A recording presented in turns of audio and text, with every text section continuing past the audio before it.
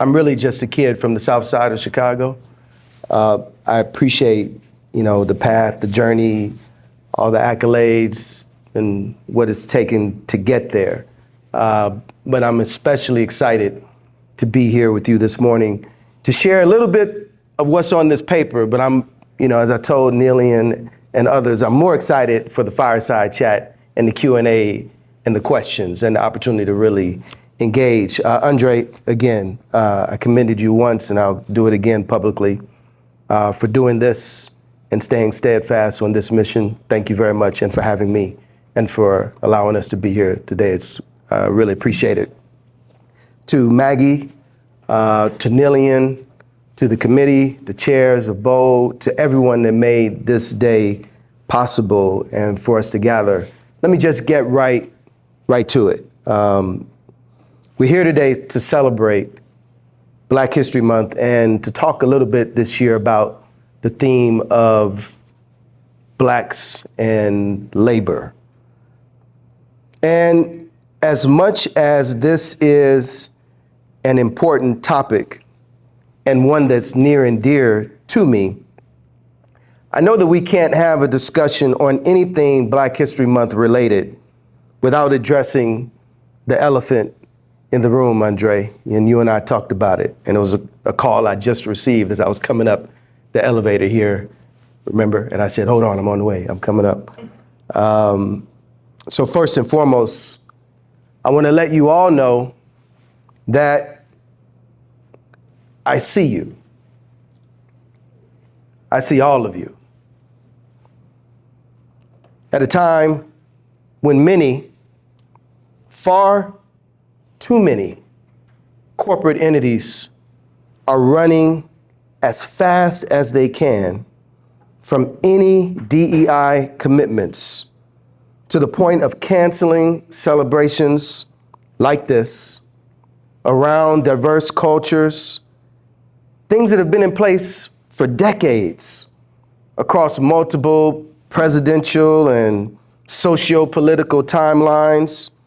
To know that you folks here, the team at the Options Clearing Corporation, are not running away from these commitments, but are leaning into them.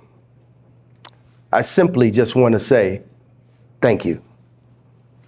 Thank you very much for that. The fact is, you really can't open up a newspaper without seeing an article about big banks scrubbing DEI programs from their hiring and retention programs or their websites. These companies are frankly in a race to distance themselves from diversifying their ranks. And I actually find this so confusing. I was just telling Andre this, having just come out of Edward Jones as a partner there in financial services, before coming back to my entrepreneurship life. And all of you here in this audience know this basic fact about finance and an investment strategy. What's literally rule number one when it comes to becoming and building a profitable investment portfolio that reduces risk and volatility is what? Diversification. So for all the things that we hear people screaming about in DC and other places, for all the things that feel really personal, even hurtful and exclusionary in this moment, I want to remind everyone and anyone who will listen that diversification is just plain smart business. Let's look at it another way. Some of you may have experienced this or seen this. Who among us hasn't seen a big ticket ad campaign that had to be scrapped after it was launched because it was actually, Andre, offensive, inaccurate, stereotypical, misguided, or just plain misinformed? I mean, we've seen this movie as a society over and over again. And as the whole thing turns into a very expensive PR crisis, everyone on social media ends up saying, well, who the heck was in the room when they approved that ad? Followed by, do they not have any black people, women, gay, Latino, Asian, and the list goes on? Were these people not in the room when that ad was created? And guess what?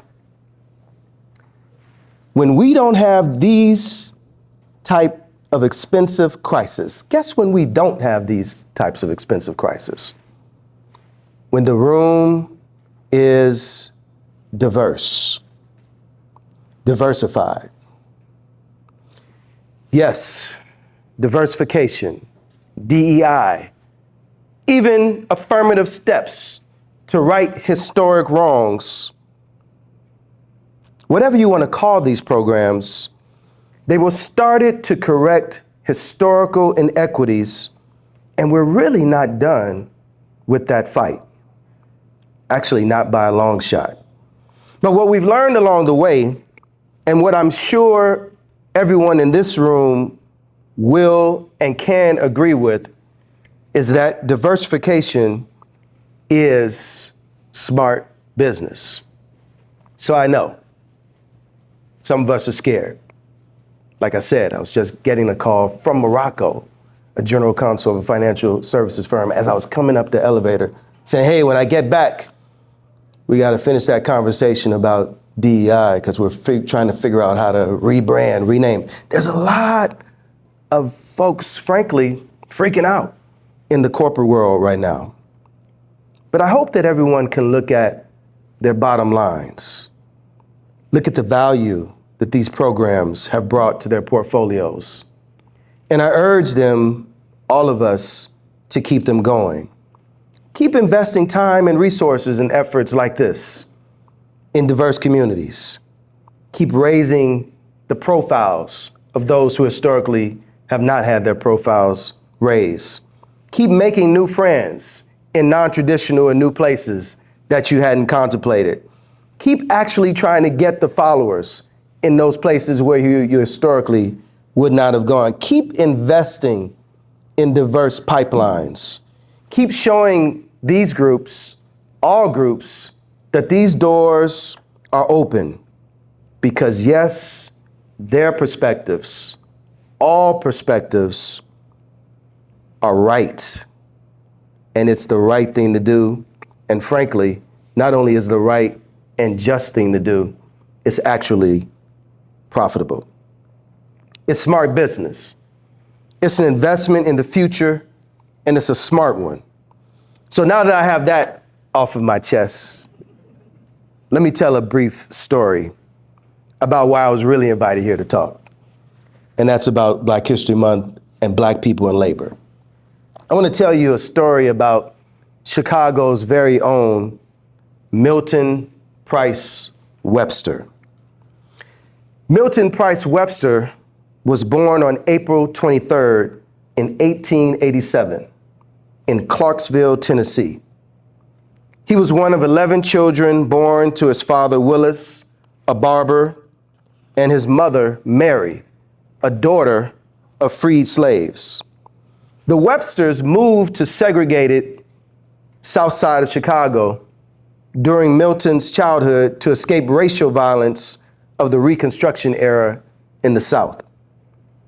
Milton was smart. He had aspirations to become a lawyer, but his family was large and poor. That type of schooling was out of the question, and that dream was really left unfulfilled. Instead, he did what many young Black men in Chicago did at a young age and during that time. He went to work as a Pullman porter, a job that he would hold for 18 years.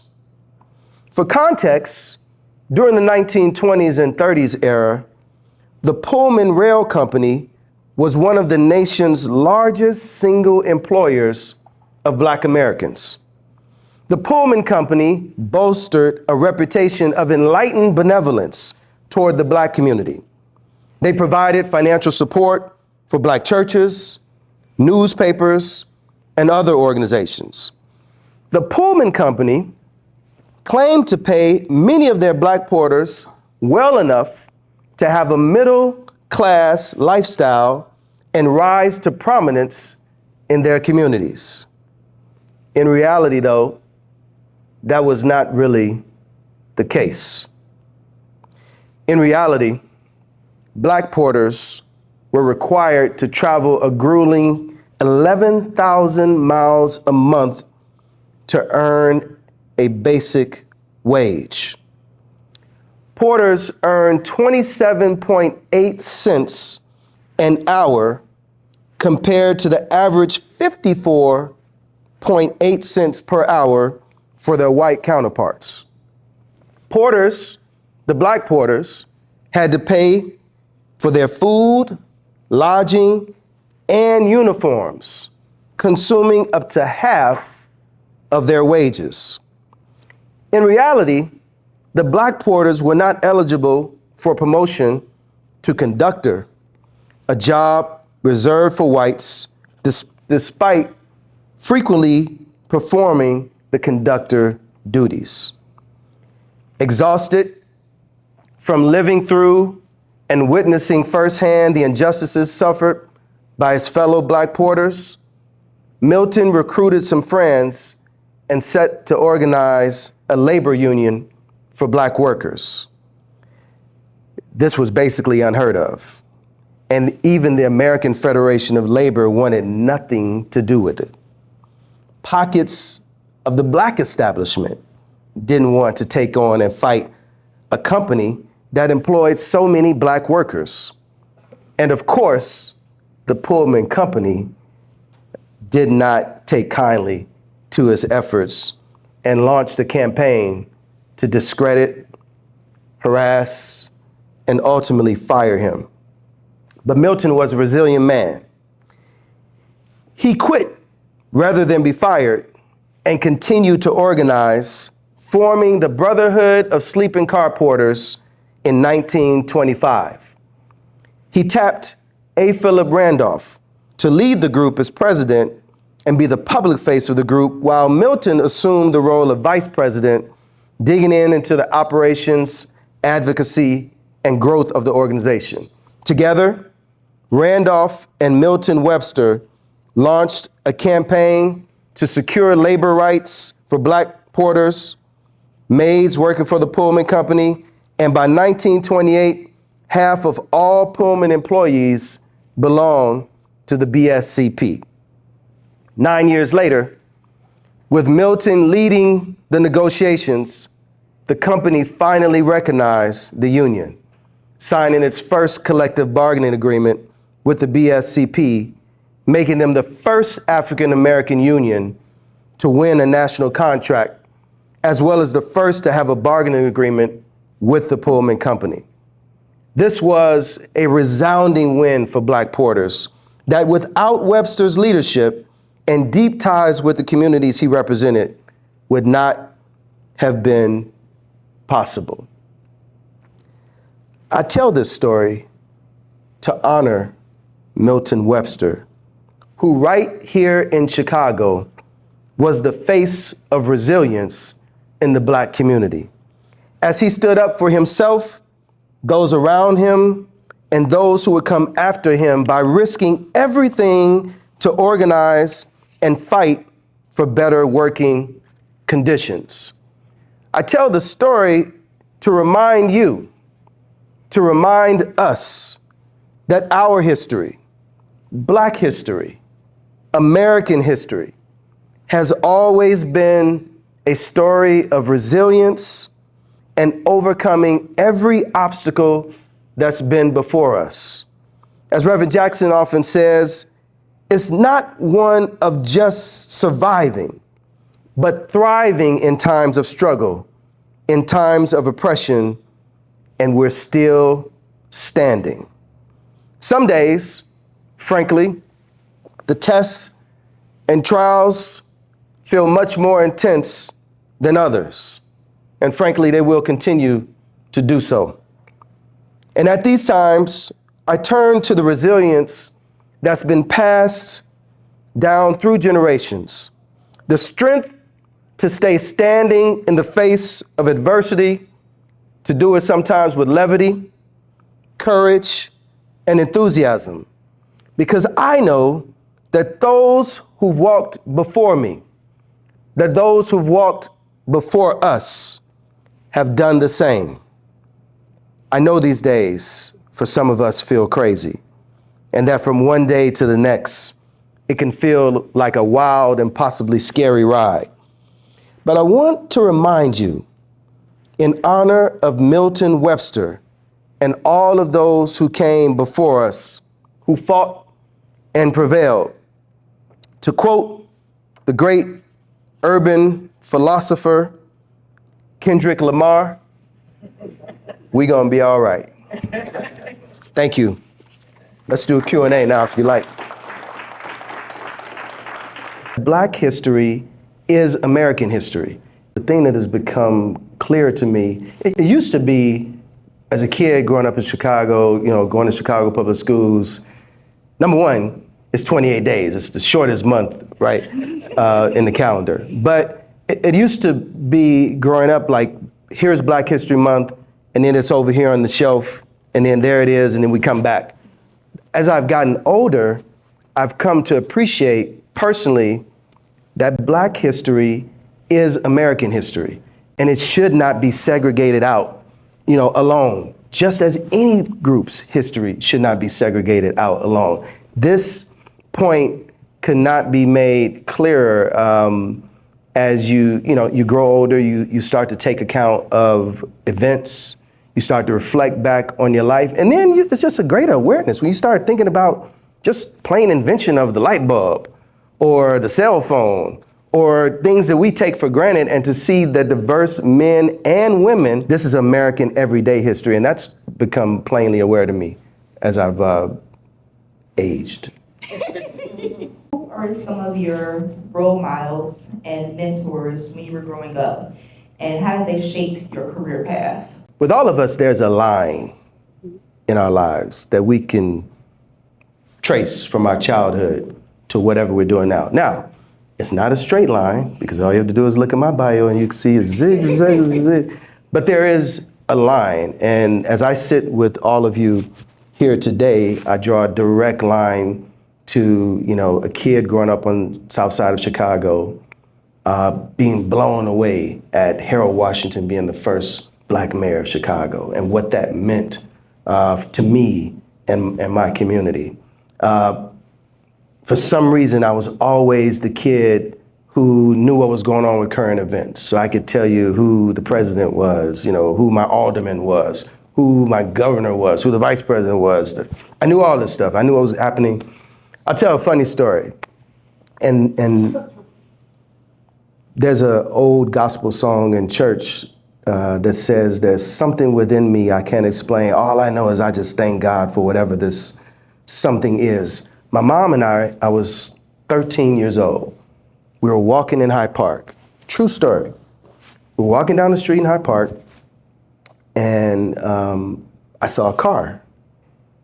And I said to my mom, I said, the mayor's here. And she just looked at me like I was crazy. I said, that's the mayor. So I walk up to the car. And that's, these days, the security, they have these nice slick, headsets. But, this is back in the day where the headset is like sticking all the way out to here. And so I go knock on the door, on the window. And I said, excuse me, sir, can you tell the mayor that I'm down here and I'd like to say hello to him? So this guy actually radios up to the mayor, and Harold Washington comes down and he signs and introduces himself to me. There's always been this affinity and attraction to leaders, political. And then there's been, throughout my life, this duality between theology and public policy. So when I was a kid growing up here in Chicago, it was the pastors, the clergy, who were pushing the envelope on advocacy for policy and political issues. And so I grew up going to political rallies, but led by those who were both one hand in the church, one hand in public policy. the man who sent me to Morehouse College, which was, by the way, the only college that I applied to, was Reverend Tyrone Crider, who was, again, executive director at Operation Push, the organization started by Reverend Jackson, who sent me and was my early model for that duality between theology and public policy. That's been my path and my journey. Jesse Jackson obviously has been a hero. When I was younger, my aunt, Winifred Jackson, I would stay with her. And these were the days when you listen to a lot of stuff on the radio. And Rainbow Push and Reverend Jackson, when he was at the height of his career, two-time presidential candidate, but he had this famous saying and refrain that you may have heard him say, where he would just say over and over, I am somebody, I am. And to be a kid on the south side of Chicago, to hear someone telling you over and over, in spite of whatever you're going through, in spite of your circumstances, in spite of what's going on around you, that you are somebody, and to hear that repeated over and over and over, I am a beneficiary of who he was and what he meant as that motto. And then lastly, I cannot skip over my mother. When it comes to dogged determination, resilience, strength, a work ethic, that's where it comes from. And that is my chief role model and leader.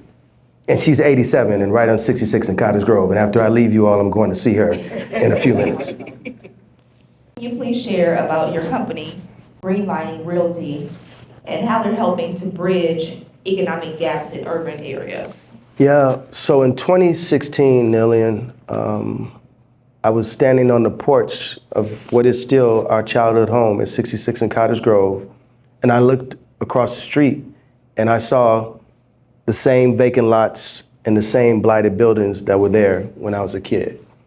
And I define an entrepreneur as someone that goes on top of this building, jumps off, figures out how they're gonna land on the way down. And because that's essentially what I did. I am still learning about real estate. I did not know anything about real estate development, and to this moment, still learning.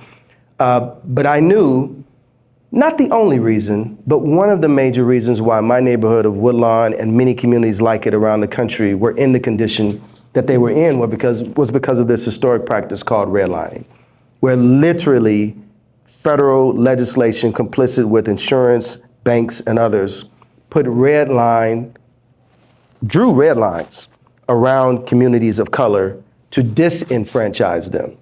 And so, if 55 plus years ago, you drew a red line around a community and you did not allow for mortgages, you did not allow for insurance, you did not put economic development and job and housing creation, then what would you expect it to look like today? Again, that's not all to blame. There's a lot of responsibility to go along the way, but I decided where they drew red lines, I was going to attempt to draw green lines. And that meant spur investment. That meant try to build houses on vacant lands. And so I said, if I'm going to do this, I need to start at home in my neighborhood. So I literally started with my childhood home. We gut rehabbed my childhood home because even a kid from the block, I wanted my neighbors to see that I was, serious and putting, money where mouth was. And I'm not just gonna, and I also wanted to differentiate myself from other developers that, I'm not just coming to gentrify a neighborhood and come in to, build stuff and then leave. So I wanted to, rehab my childhood home and let that be the model for the type of properties that I was gonna try. So we let my neighbors come through childhood home. My mom lives right there today. At 66 in Cottage Grove in our first rehab property. But then, it was literally the whole buy back the block concept. Like, on the block from my house, you can see the houses that we built. And the goal, as best I can, is to try to duplicate that in other disenfranchised communities. We have another project happening, affordable housing project in Birmingham, Alabama, as we speak. I have a big meeting, I can't say much about it, next week here in Chicago, hopefully to get more investment to do, again, what we did here. And so The major message beyond the big green lining, red lining is, especially for those of us in this room, sometimes we think that there has to be like this big act of Congress and this big legislation. And frankly, that you need hundreds of millions of dollars of investment. Now, trust me, my neighborhood and neighborhoods like it, we do need millions of dollars of investment, but there's something about dropping a pebble in water and the ripple effect it creates. And just by doing what we did in my neighborhood, now you can go a couple of blocks and you see, some other folks have decided that they want to do the same, and you see some others. So I would submit to those of you here, both in the room and or listening on Zoom, if there's a community you care about, a community that you would like to see revive, take a leap. Just start with one property. Just pick a lot. And I'd be happy to tell you how we did it. We did it in partnership with the Land Bank, and there are other resources where you can go into underserved areas and try to redevelop these communities. And it really, all of this, everything we've talked about today, it really starts with us. I don't want to repeat that song, but if you're looking at the person in the mirror, I think that's a good start for some of the change that we actually seek. So last week, we actually spoke with Sid Marshall, who's the former CEO of the Dallas Mavericks. And you also have a background in sports management. What are the key differences you've noticed in the dynamics of client relationships between sports industry and your current field? Now, thank you for that question. I was actually thinking about that one, and it was actually funny because last weekend I was at NBA All-Star in San Francisco. The weekend before that, I was in New Orleans for Super Bowl. And I was thinking like, man, I don't get paid for this sports stuff anymore. Why am I here? But the reason why is because, ironically and beautifully, my clients on phase 2, on the corporate side, are engaged during these sporting events. For example, I won't necessarily say this big telecom company's name that was a big sponsor at the Super Bowl, but they did something very beautiful. During the Super Bowl, big telecom company, but held a business forum for women and minority-owned businesses in the context of Super Bowl. At NBA All-Star, let me give you a little secret that a lot of people don't know. What would you say is how many people are basketball fans here? All right, so you watched, did some of you watch NBA All-Star last week? Okay, what would you say is the most important thing that happens during NBA All-Star weekend? Just shout out. What do you think? All-Star game? Sunday All-Star game, okay. Sports competition on Saturday. Saturday night, sports competition, the skills challenge, okay. Other things that's happening around it. Everything around it. The most important thing that happens during NBA All-Star weekend is an invitation only, Friday morning technology summit that discusses the intersection between sports and tech.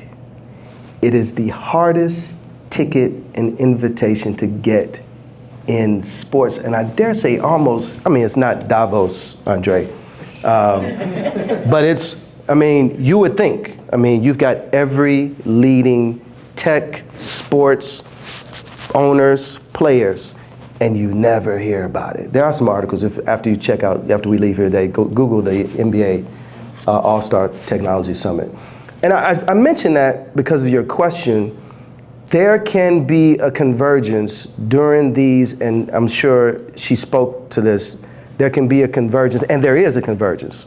But one of the NBA commissioner kicked off, Adam Silver, he kicked off last Friday morning, giving his annual opening remarks, and then he invited about 20 robots out of nowhere, demonstrating what they were doing at Golden State, and with teams, the robots toss things out, the robots and how they're helping the teams work. So, we're in, I guess what Thomas Friedman wrote years ago, that the world is no longer, round, is flat. And that's the same way we need to be looking at the intersection of these different industries. There is no distance now between your industry in finance and tech, your industry in sports, your industry in health. It's over. Like, there's no distance. And we have to see it as such. And so when you see these athletes, by the way, who aren't just proficient and great skilled individuals, these women and men are business owners. They're in asset management. Former athletes have private equity and hedge fund platforms now. They're involved in all kind of entrepreneurial endeavors, even while many have become, as you know, owners, et cetera. This is a different era we live in. I'm excited about a lot of it. It does not mean that levels of equity and parity are still not needed, because, you know, it's still needed. We still have a long way to go, but I want everyone in this room to, you know, when you're looking at some of these things happen on television, just know that there are a lot of things happening around these events that engage your industry and others. And it's fascinating to see. Again, last Super Bowl at a telecom, Fortune 500 client engage in Super Bowl, a major energy company that's a client engage in activities around Super Bowl, and the same thing happened last weekend during NBA All-Star. So there's, when we talk about diversification, it's in mindset, not just in people and parity and equity, but also how we look at these other industries as well. I would never have guessed. The most important thing that happens on NBA All-Star Weekend is Friday morning. Trust me, I fight for my ticket every year. It's tough, yeah. How can collaboration and networking opportunities be enhanced to create more pathways for Black and brown professionals in the corporate world? As I mentioned earlier, I grew up in what was Operation Push, what is now known as Rainbow Push. There was a woman there by the name of Reverend Willie Taplin Barrow. They called her the Little Warrior. And she had this saying, you know, when you're a kid, some stuff flies over you, you hear it over and over, but you really don't get it until you get older. She had this saying, and she said, it's not that we're divided, we're just disconnected. It's not that I didn't like Andre before today, I just didn't know Andre until today. But now that we're connected, now that we've been in this room together in this way, not only do we have some level of an obligation, but we also have an opportunity to work together, an opportunity to do good together, an opportunity to build together. And so, you know, I think, you know, I've got a pocket full of business cards right here, right? And if I pass this business card on to you, we could leave it right there. But as I reflect on my life, it's not just networking, it's building and cultivating relationships that are powerful. The clients that I just mentioned to you that I've been with the last 2 weeks, these are individuals that I've known and who've watched me grow up the last 20 years. So the relationship goes beyond, you know, how are you, you know, how's your mom doing? Folks, when people the last couple of weeks have been asking me about my mom. I'm goddaughter to some of my clients' children. It's the ability and the opportunity when we think about this notion of networking to not leave it at this surface exchange of business cards, but to figure out how we invest in each other, in each other's success, in each other's family, in each other's health care. That's the power. So I don't like to, you know, poo-poo on the word networking. I just like to try to challenge people to take it to another level, because it's in that leveling up, if you will, on this notion of networking that true relationships, that true partnerships develop. And you know, you find that these issues that we're going through, when you talk about, you know, diversity and equity and parity, they don't just become terms and things that we're trying to figure our way through. You start to live this stuff. It is what it is. I'm going to dinner with Andre and his family. I mean, you don't have to proclaim a stamp on, you know, this is a diversity effort. No, it's just, this is what we do because we're building, we're friends, we're investing in each other's success and each other's betterment and each other's future. I have one more question before we open it up for Q&A. Whenever someone does that, it's like they just came up with something that's not on the paper and they're about to hit you. Yes, ma'am. All right, so if there was a movie about your life, Oof. what would be the title and why? Is this a good opportunity to promote my book that's coming out in the fall? No. But there is a book that I will be releasing in the fall, and it's entitled The Power to Persist. And it's about resilience. And when I think about my journey, my family's journey, and I'm probably sure if I talk to everyone in this room, we all have our own resilient journey. I think that movie will be, somewhere in that title would be some level of persistence and resilience.